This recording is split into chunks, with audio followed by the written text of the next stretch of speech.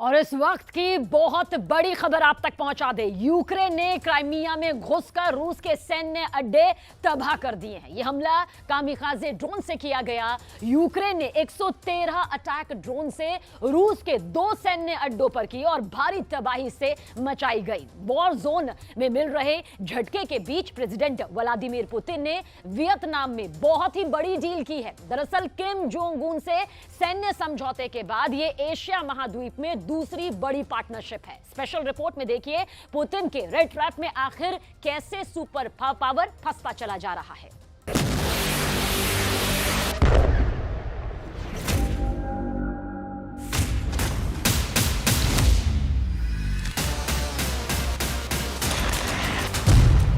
Putin का plan Asia, दहल जाएगा America.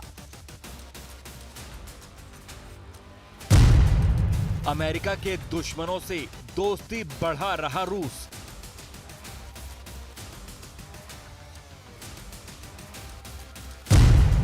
Putin ने ताजा किया 50 साल पुराना जख्म। एशिया के अखाड़े में सुपर पावर होगा सरेंडर। एक तरफ युद्ध का उन्माद है, मिसाइल धमाके हैं, बारूद बरसाते जंगी जेट हैं, यूक्रेन को रौंदते रूस के टैंक हैं, हाईटेक हथियारों की तबाही है। दूसरी तरफ एक देश से दूसरे देश लांघते प्रेसिडेंट पुतिन है। पूरे कॉन्फिडेंस में जोश से लबरेज, दोस्ती की नई इबारत लिखते प्रेसिडेंट पुतिन, जिनकी चाल में नई ठसक है, जिनकी मुस्कान में विजयी भाव है, क्योंकि पुतिन ने अमेरिका को घुटने पर लाने का प्लान तैयार कर लिया है। रूस के राष्ट्रपति युद्ध के नतीजे से कहीं बढ़कर सुपर पावर के गुरूर को चूर चूर करने की रणनीति पर चल पड़े हैं, क्योंकि पुतिन ने अमेरिका के सबसे कट्टर दुश्मन को अपने पाले में ले लिया है। ये पुतिन का एशिया प्लान है, जिसमें उन्हें जबरदस्त कामयाबी मिल रही है। एशिया में अमेरिका को अलग थलग करने के लिए पुतिन ने पूरा जोर लगा दिया है। बहुत हद तक पुतिन मिशन में सफल भी हो चुके हैं, क्योंकि एशिया महाद्वीप के नक्शे पर दिखने वाले ये देश रूस के सच्चे और पक्के दोस्त हैं। प्रेसिडेंट पुतिन ने दोबारा चुनाव जीतने के बाद पहली विदेश यात्रा चीन की थी। यूक्रेन युद्ध के बाद से चीन हर मौके पर रूस की तरफदारी करता दिखा है। चीन रूस की दोस्ती गाड़ी है। चीन से आगे चलिए तो उत्तर कोरिया है। प्रेसिडेंट पुतिन के लिए किम जोंग उन खुद जंग में कूदने को तैयार हैं। बीते दिन पुतिन ने किम के साथ बड़ी आर्म्स डील कर अमेरिका को चिढ़ाया है। उत्तर कोरिया से आगे बढ़कर वियतनाम आइए, यहाँ प्रेसिडेंट पुतिन पहुंचे हैं। ये वही वियतनाम है जो अमेरिका को 50 साल पहले युद्ध में हरा चुका है। यानी अमेरिका का कट्टर दुश्मन रूस का दोस्त है।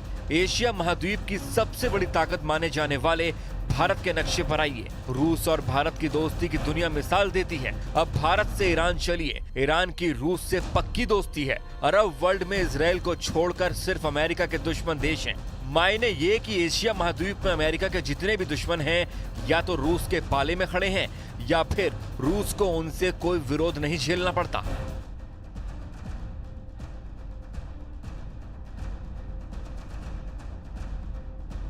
इनमें सिर्फ भारत ही एक ऐसा देश है जो किसी भी तरह के युद्ध के विरुद्ध है, लेकिन बाकी सब अमेरिका को हराने के लिए, सुपर पावर की दादागिरी मिटाने के लिए रूस के साथ खड़े हैं।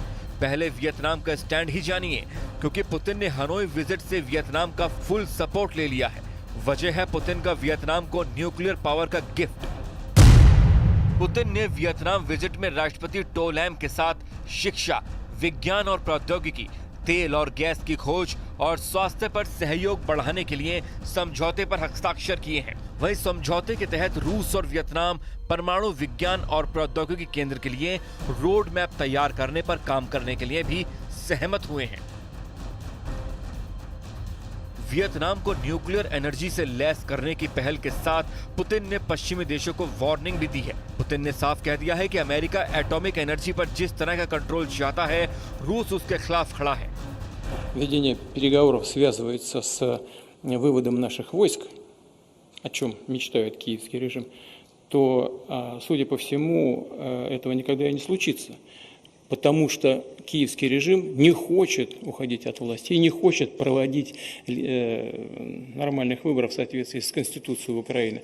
То есть они будут вечно тянуть с прекращением огня, и они заинтересованы в том, чтобы наши войска оставались на этих территориях, потому что не заинтересованы в проведении выборов. मतलब सुपर पावर की हेकड़ी गुल करने के लिए पुतिन ने पूरी तैयारी कर ली है। वियतनाम को साधकर पुतिन ने अमेरिका को डबल झटका दिया है। पुतिन की वियतनाम विजिट पर अमेरिका ने सख्त रोक अख्तियार किया है।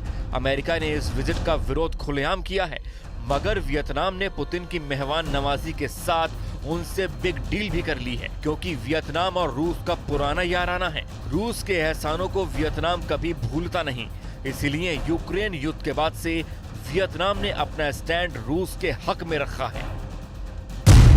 रूस यूक्रेन युद्ध शुरू होने के बाद वियतनाम के सामने कूटनीतिक चुनौती आई, क्योंकि हाल के वर्षों में वियतनाम और अमेरिका के संबंध मजबूत हुए, लेकिन जब भी संयुक्त राष्ट्र संघ में रूस के युद्ध थोपने की निंदा करने के प्रस्ताव पेश किए गए, वियतनाम वहां गैर हाजिर रहा। इतना ही नहीं, अमेरिका को साधने के लिए वियतनाम ने यूक्रेन में सहायता भी पहुंचाई, मगर बात जब रूस और अमेरिका में से एक के चुनने की आई तो वियतनाम ने रूस को चुना है।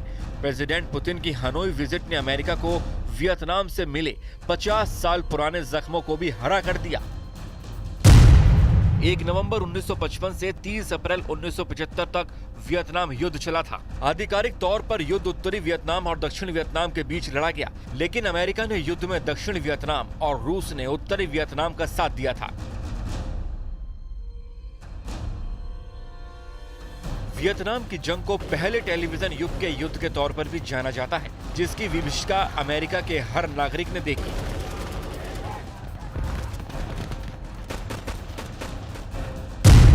वियतनाम युद्ध 20 साल लंबा चलने वाला युद्ध था। इस युद्ध में 20 लाख से ज्यादा नागरिकों की मौत हुई थी। वियतनाम युद्ध में 11 लाख से ज्यादा वियतनामी लोगों की मौत हुई थी। युद्ध में अमेरिका के 58,000 से ज्यादा सैनिकों की जान गई थी।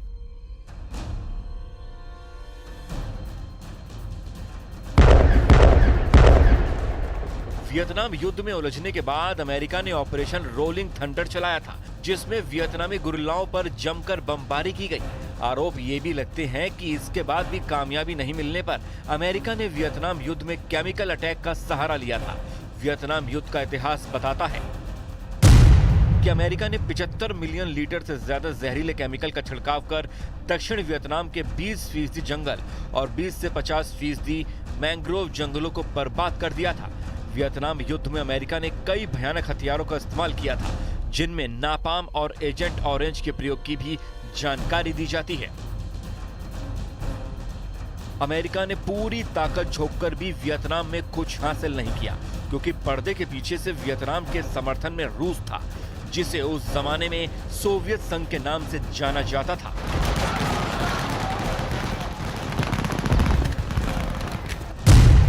सोवियत संघ ने उत्तरी वियतनाम को पर्याप्त सैन्य और आर्थिक सहायता पहुंचाई थी। रूस ने विमान भेदी मिसाइलों, टैंकों और तोपखाने जैसी हाईटेक हथियारों से मदद पहुंचाई थी। इसके साथ सोवियत सलाहकारों ने वियतनामी सैनिकों को ट्रेनिंग भी दी थी। युद्ध में रूस के साथ चीन ने भी वियतनाम को रसद और हथियारों से मदद पहुंचाई थी। सोवियत सैन्य सहायता से वियतनाम ने अमेरिका को युद्ध में परास्त कर दिया था। वियतनाम युद्ध की हार अमेरिका के लिए कभी भुलाया न जा सकने वाला हादसे की तरह है। जैसी गोलबंदी वियतनाम युद्ध के समय की गई, पुतिन ठीक उसी राह पर चल रहे हैं। चीन उत्तर कोरिया और वियतनाम को अपने पाले में लेकर पुतिन ने सुपर पावर को सीधे ललकार दिया है। एशिया में पुतिन ने किम जोंग उन के साथ जो समझौता किया, उसे अमेरिका के लिए सबसे बड़े खतरे के तौर पर देखा जा रहा है। रूस और उत्तर कोरिया ने ऐतिहासिक रक्षा संधि की है, जिसके तहत दोनों देश युद्ध के हालात में एक दूसरे को तत्काल सैन्य सहायता देंगे। यानी रूस पर हमला हुआ तो किम जोंग की मिसाइलें गरजेंगी और उत्तर कोरिया पर अटैक हुआ तो रूस के एटम बम एक्टिव होंगे। इस सब के बीच अमेरिका का क्या होगा? क्या सुपर पावर एशिया में पुतिन की गुटबाजी मिशन पर ब्रेक नहीं लगाएगा, या फिर अमेरिका को पुतिन के आगे सरेंडर के अलावा कोई विकल्प नहीं है? देखना यह है कि पुतिन के प्लान एशिया की काट सुपर पावर किस अंदाज में सामने लाएगा। और पाकिस्तान से एक दिल दहला देने वाली खबर। पाकिस्तान में एक बार फिर एक शख्स को इस अफवाह पर जिंदा जला दिया गया कि उसने ईश निंदा की।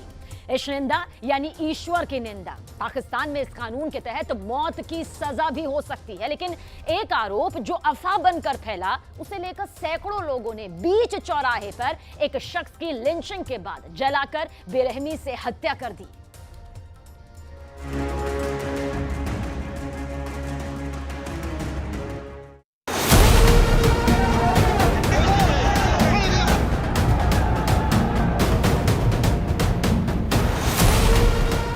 पाकिस्तान में लिंचिंग, पाकिस्तान में जिंदा जला डाला, पाकिस्तान में आतंकवाद का बदला हुआ चेहरा, जहन्नुम की आग में जलने के लिए तैयार हो रहा है पाकिस्तान। पाकिस्तान से दिल दहला देने वाली बहुत बड़ी खबर है, जिसने पूरी दुनिया में पाकिस्तान की बदनामी का लेवल एक बार फिर बुलंदी पर पहुंचा दिया। पाकिस्तान में गुस्साई भीड़ ने एक व्यक्ति को जिंदा जला डाला है। अफवाह उड़ी कि उसने पवित्र कुरान का अपमान किया है और फिर सैकड़ों लोगों की भीड़ ने मार मार कर उसे अधमरा किया। फिर भीड़ ने उसे जिंदा जला डाला। यह घटना पाकिस्तान के खैबर पख्तूनख्वा प्रांत की है और यहाँ स्वात जिले में यह दिल दहला देने वाली घटना हुई है। ये मामला ईश निंदा का है।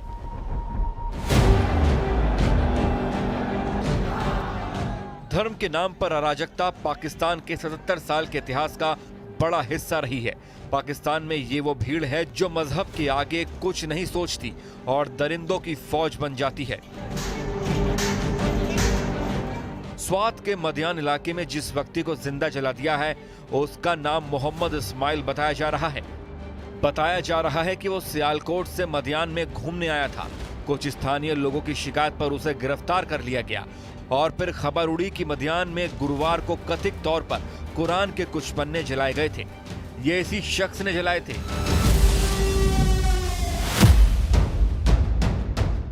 स्वात के जिला पुलिस अधिकारी जाहिदुल्लाह खान ने बताया कि मोहम्मद इस्माइल को हिरासत में लेकर मदियान थाना लाया गया था। थाने के बाहर भीड़ जमा हो गई और उन्होंने इस्माइल को सौंपने की मांग की। जब पुलिस ने ऐसा करने से मना कर दिया तो भीड़ में से किसी ने गोली चला दी। इसके बाद पुलिस की जवाबी फायरिंग में एक व्यक्ति गंभीर रूप से घायल भी हुआ।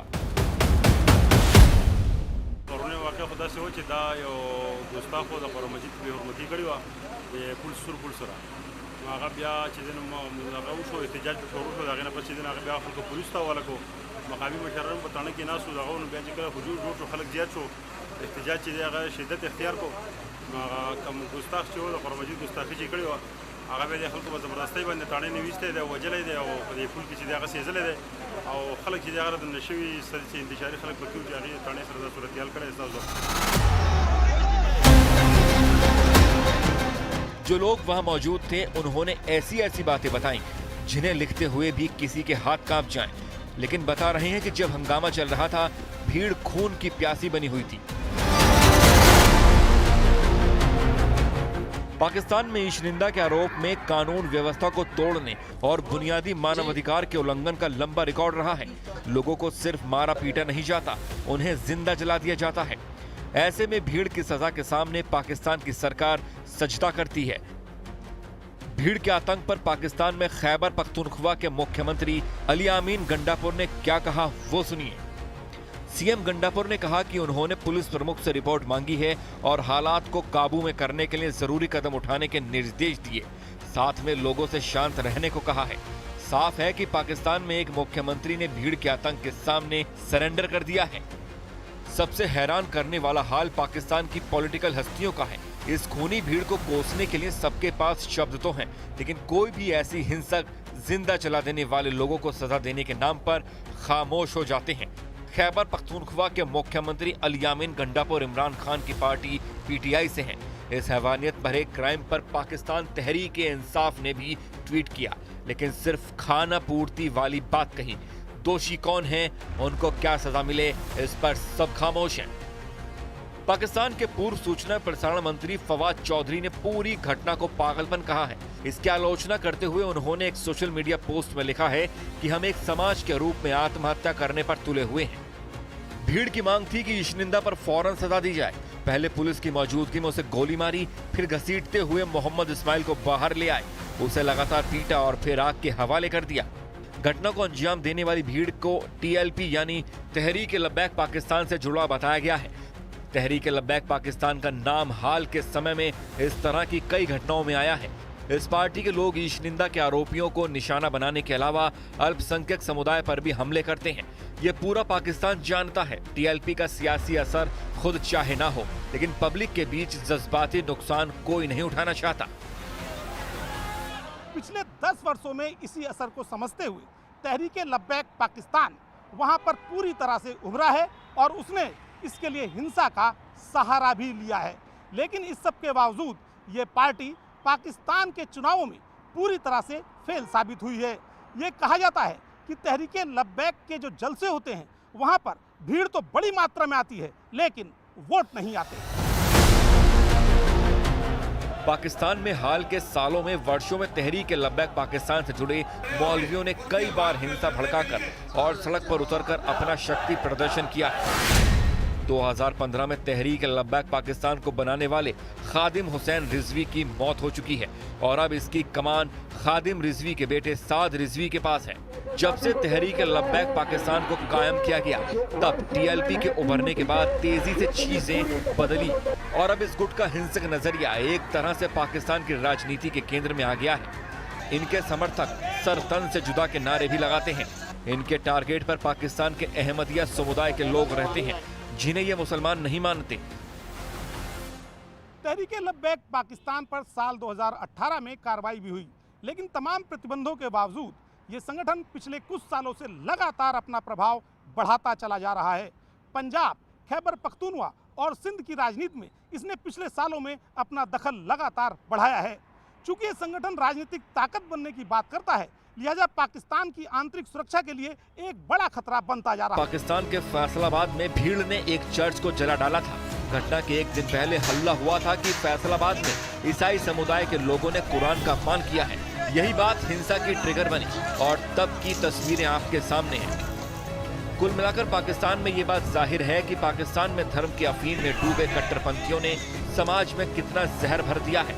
मोहम्मद इस्माइल की मॉब लिंचिंग और उसे जला देना इसका सबूत है।